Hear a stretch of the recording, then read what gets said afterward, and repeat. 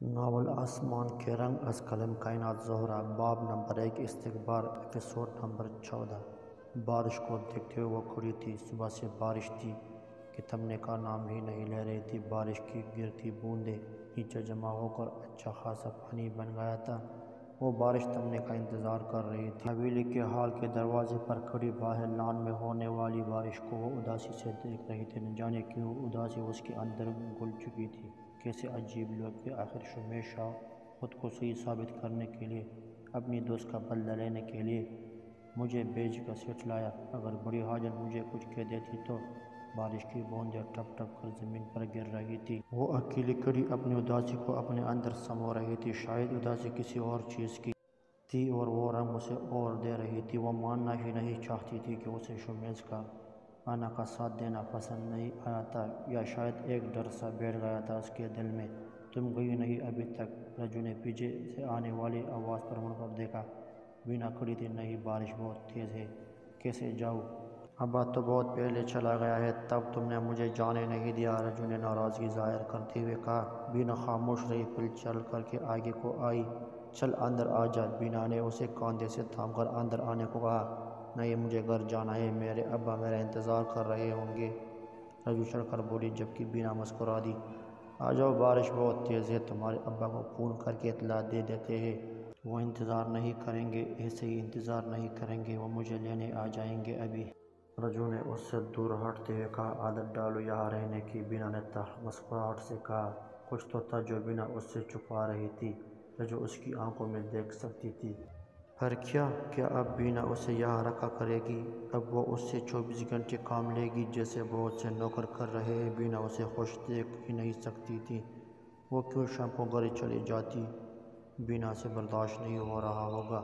میں اپنے گھر جاؤں گی، بارش ہو یا طوفان، میں تمہاری باتوں میں نہیں آنے والی۔ تم رات کو بھی مجھ سے کام لینا چاہتی ہو، رجو تنگ کر بولی تھی، جس پر بینا کے چہرے کے تاثرات سخت ہوئے۔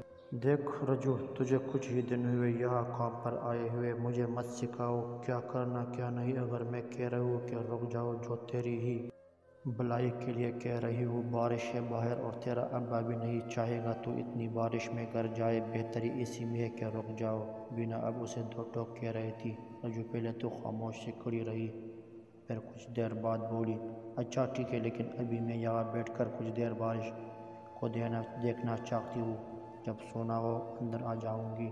تو میرے ابا کو فون کروا دے، رجو نے بات دل نخواستہ خامی بھر لی تھی۔ چہرے پر اس کی جو رونق ہوتی تھی وہ آج کہیں نہیں تھی۔ ٹھیک ہے، بینا ایک نظر اس پر ڈالتی اندر چلی گئی، جبکہ وہ ویسے ہی زمین پر بیٹھ گئی اور باہر ہونے والی بارش کو تکے گئی۔ کیا تبدیلی لا رہا ہے یہ طوفان؟ زندگی بدلنے والی ہے یا حالات، وقت یا قسمت؟ وہ ہنوز بارش کی بوندیں گرتے ہوئے دیکھ رہی تھی۔ اس کا دل آنے والے طوفان کے بارے میں ڈر رہا تھا، پر کون سا طوفان؟ آخر کیا چیز تھی جو اسے سکون نہیں لینے دے رہی تھی؟ کیا اس حویلی سے میرا کوئی رشتہ ہے؟ ایسا ممکن ہی نہیں ہے، میں ایسا سوچ بھی کیسے سکتی ہوں؟ آج جب شام مجھے کھانے کے میز پر لے کر گیا تو ایک عزت سی محسوس ہوئی، لیکن اسی لمحے مجھ سے وہ عزت چھین لی گئی۔ اس قدر بے عزتی! کیا میرے اوقات یہی ہے کہ مجھے بس مثال دے کر کسی کو سمجھایا جائے؟ شاہ نے اس گولڈن بالوں والے کیڑے کی خاطر مجھے مثال بنایا، نہ کہ میری خاطر کسی اور کو۔ خیر، مجھے کیا لینا دینا، سب باڑ میں جائے، یہاں سب ہی مطلبی ہے۔ سوری دادی جان، مجھے آپ سے اس طرح بات نہیں کرنی چاہیے تھی۔ اب کھانا کھا لے۔ شمیز اپنی بات کہہ کر کان پکڑ کر معصومیت سے بڑی حاجن کو دیکھ رہا تھا، جبکہ شائنہ اس کی بات کو مکمل کر رہی تھی۔ بڑی حاجن اس کی طرف دیکھ بھی نہیں رہی تھی۔ وہ اس لیے معافی مانگنے نہیں آیا تھا کہ وہ غلط تھا، بلکہ اس لیے آیا تھا کہ بڑوں کو ناراض کرنا بھی غلط ہے، اور پھر دادی جان اگر کھانا نہ کھائے تو اور بھی غلط ہے۔ اچھا اماں، بس بھی کرو، بچہ دیکھو کب سے کان پکڑ کر کھڑا ہے، اسے کہو جاؤ یہاں سے، یہ ایک لڑکی کی خاطر مجھ سے لڑ رہا تھا۔ تم جانتی ہو بچپن سے لے کر آج تک اس کو سب سے زیادہ میں نے یاد کیا، اس کے آنے کا انتظار کیا، اور یہاں اگر مجھے یہ برا بھلا کہہ رہا ہے۔ دادی جان خفا خفا ایک طرف منہ کر کے اس سے ناراضگی ظاہر کر رہی تھی۔ وہ چل کر دادی جان کے پاس آ کر بیڈ پر بیٹھ گیا اور پاس بڑے ٹیبل سے کھانے کا ایک نوالا اٹھا کر ان کے منہ میں ڈالا۔ اماں اب کھا لینا، دیکھیے کتنے پیار سے کھلا رہی ہے آپ کو۔ شاہینہ نے شمیز کی طرف داری کرتے ہوئے کہا، اس سے کہو اس لڑکی کو بیچ دے۔ اماں اب اپنے پوتے کی آئی ہوئی مہمان کے ساتھ ایسا کریں گی؟ وہ کیا سوچے گی ہمارے بارے میں اور ہمارے مذہب کے بارے میں؟ ٹھیک ہے، آج جو ہونا تھا ہو گیا، اب اس سے بات مت کر لے گا، لیکن اسی طرح اس کو گھر سے جانے کو کہنا تہذیب کے دائرہ کار میں نہیں آتا۔ کھانے کے میز پر اس سے بات نہ کرے گا، لیکن اس طرح اس کو جانے کا کہے گا تو وہ کیا سوچے گی ہمارے بارے میں، آپ کے بارے میں؟ آپ کو تو وہ سمجھے گی کہ یہ عورت ظالم ہے۔ شاہینہ ہمیشہ کی طرح اماں کو اپنے طریقے سے سمجھا رہی تھی، اور گھر میں شاہینہ ہی تھی جس کی بات فاخرہ بیگم آسانی سے مان جاتی تھی، یا شاید اس کا طریقہ ہی ایسا ہوتا تھا کہ اماں کو اس کی بات ماننی پڑتی تھی۔ اچھا ٹھیک ہے، لیکن مجھ سے کوئی بھی یہ امید نہ رکھے گا کہ میں اس لڑکی سے بات کروں گی جس کی خاطر میرا پوتا مجھ سے لڑا۔ بڑی حاجن نے ان دونوں کو دیکھتے ہوئے کہا۔ شاہینہ ہنسی اماں کی بات پر۔ شمیز پھوپھو کا چہرہ دیکھنے لگا، اس ہنسی میں بھی کتنی اداسی چھپی ہوئی تھی۔ آخر کیا تھا ان اداس آنکھوں کے پیچھے؟ اماں پھر تو آپ کو اپنے پوتے سے ناراض ہونا چاہیے، اصل وجہ تو یہی اس کی دوست ہے۔ شاہینہ نے اب اماں کو تنگ کرتے ہوئے کہا، یہ بھی اس کا طریقہ تھا کہ اماں شمیز کی طرف داری اب کرے گی؟ ایسے ہی اس کی وجہ سے ہوا؟ یہ تو مجھے صحیح حالت بتا رہا تھا بس۔ فاخرہ نے پیار سے اپنے پوتے کا چہرہ پکڑتے ہوئے کہا اور سر پر بوسہ دیا، جبکہ شاہینہ کا تیر نشانے پر جا کر لگا۔ شمیز نے نوالہ پھر سے آگے کیا جو دادی جان نے کھا لیا۔ اس کے بعد شمیز نے دادی جان کو کھانا کھلایا اور وہ باتیں کہی۔ کچھ کا جواب شاہینہ ان کو خود دے دیتی تو کچھ شمیز کو بتا کر اس سے جواب طلب کر لیتی۔ کچھ شمیز خود ہی سمجھنے لگ گیا تھا۔ دادی جان کو کھانا کھلانے کے بعد شاہینہ تو اپنے کمرے میں چلی گئی، جبکہ شمیز دوبارہ انا کے کمرے میں آیا۔ کچھ ہی دیر پہلے شاہینہ اور انا سے مل کر گئے تھے، لیکن اب وہ اکیلا آیا تھا۔ وہ جانتا تھا کہ انا آج والے واقعے کی وجہ سے خاصی دکھی ہوئی تھی۔ اندر آ سکتا ہوں؟ شمیز نے اجازت چاہی۔ انا کے کمرے کا دروازہ کھلا تھا۔ تمہیں اندر آنے کے لیے اجازت کی کب سے ضرورت پڑنے لگی؟ اس نے شمیز کو مسکراتے ہوئے دیکھا۔ شمیز چل کر اندر آیا۔ انا بیڈ پر بیٹھی لوشن لگائے میں مصروف تھی۔ وہ اپنی دودھیا بازو پر لوشن لگا رہی تھی۔ تمہارا کھانا میں نے بھجوایا تھا، کھا لیا تم نے؟ شمیز نے سوال کیا۔ ہاں کھا لیا تھا، انا نے لوشن کو بند کرتے ہوئے کہا۔ میں جب پھوپھو کے ساتھ آیا تھا تو معذرت نہیں کر سکا تھا، مجھے انداز نہیں تھا کہ یہ سب۔ اس بات ادھوری ہی تھی کہ انا بول پڑی۔ تمہیں وضاحتیں دینے کی ضرورت نہیں ہے، میں سمجھ سکتی ہوں۔ میرے ماما بھی تو تمہیں ٹھیک نہیں سمجھتی کہ تم مسلم ہو۔ ہاں، لیکن مسلمان کسی بھی غیر مسلم کو اس کے مذہب کی بنیاد پر برا نہیں کہتا۔ دادی جان کا طریقہ غلط تھا، لیکن وہ تمہیں برا نہیں کہنا چاہتی تھی۔ یہ تمہارا عقیدہ ہے، جیسے مرضی تم رہو، نہ ہی اسلام زبردستی کا قائل ہے۔ آخر الفاظ اس نے قدرے دکھ سے ادا کیے تھے۔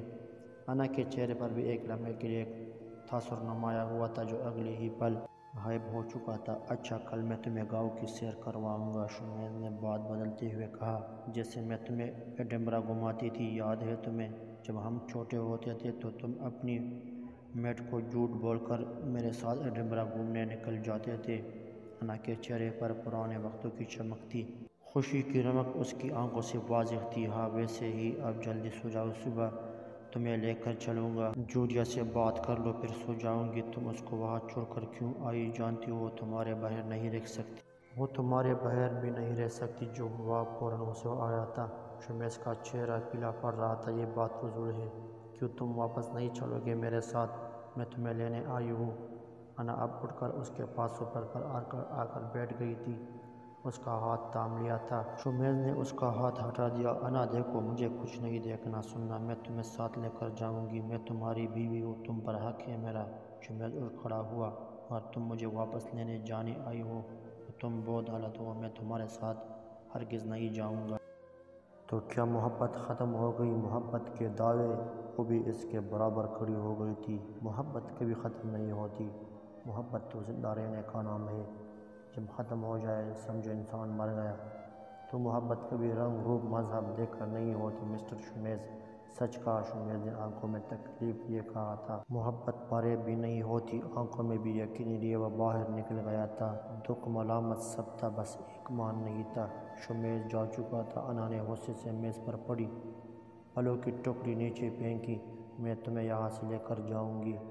نے اس بند دروازے کو دیکھتے ہوئے کہا جو شمیز بند کر کے گیا تھا۔ کسی تکلیف سے وہ اٹھ کر اس کے کمرے سے باہر آیا تھا، یہ صرف وہی جانتا تھا۔ اس نے اوپر اپنے کمرے میں جانا تھا، لیکن وہ حویلی کے ہال کا دروازہ کھلا دیکھ کر اسی طرف آ گیا۔ کوئی وہاں بیٹھا تھا، اس بارش کے پانی کو دیکھ رہا تھا۔ اس کی نظر اس کے پراندے پر پڑی۔ لال رنگ کا پراندہ پہنے وہ اس طرف کمر کر کے بیٹھی تھی۔ شمیز قریب آیا۔ کیا وہ اپنی سوچوں میں اس قدر گم تھی کہ اسے اندازہ تک نہیں ہوا اس کے پیچھے کوئی آیا ہے۔ وہ ایک ہاتھ گود میں رکھے اور دوسرا تھوڑی تلے رکھے بغور ان بارشوں کے پانی کو دیکھ رہی تھی۔ شمیز مسکرایا۔ کتنی دلچسپ تھی، اس کو ہوش تک نہیں تھا۔ شمیز نے اپنا موبائل نکالا، پھر موبائل پر دیکھتے ہوئے بولا، بارش کے پانی کو اتنا گور گور کے دیکھو گے تو ڈوب جاؤ گے۔ اس نے شمیز کی آواز پر بھی مڑ کر نہیں دیکھا تھا۔ شمیز اس کے پاس آ کر دہلیز پر بیٹھ گیا۔ رجو اٹھی اور اندر چلی گئی۔ سمجھ کیا رکھا ہے شاہ نے مجھے؟ جب دل چاہا بات کر لی، جب دل چاہا بیزت کروا دیا۔ مجھے اس انگریز شاہ سے بات ہی نہیں کرنی۔ رجو نے پیچھے مڑ کر نہ دیکھا جبکہ شمیز اسے تھکے جا رہا تھا۔ اتنا بولنے والی لڑکی کو کیا ہوا آج خاموش؟ اس نے کچھ حیرت زدہ ہو کر اسے دیکھا۔ وہ یہ بھول گیا تھا کہ آج انا تو دادی جان کے کیے پر شرمندہ ہوئی جبکہ ایرج اس کے کیے پر دکھی تھی۔ دکھ تو اس نے پہنچایا تھا، جانے انجانے میں ہی صحیح۔ کہانی جاری ہے۔ مزید اقساط کے لیے ہمارا چینل سبسکرائب کریں، اپنے دوستوں کے ساتھ ضرور شیئر کریں۔ شکریہ۔